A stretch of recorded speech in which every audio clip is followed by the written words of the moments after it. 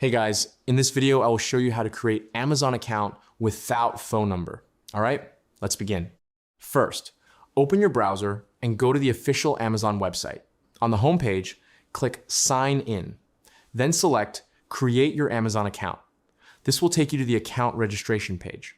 Next, choose the option to create an account using your email address instead of a phone number. Enter your full name, your email address, and create a strong password. After that, re-enter the password to confirm it. Once the information is entered, click Verify Email.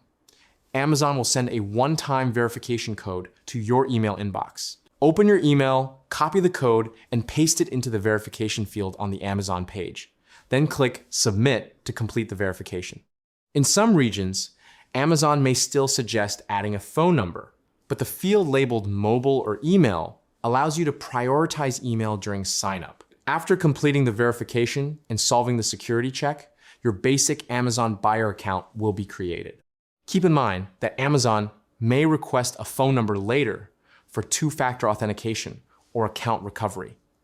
If needed, some users use secondary numbers or VoIP services for verification. So that's basically how you can create Amazon account without phone number. That's it for this video. Thanks.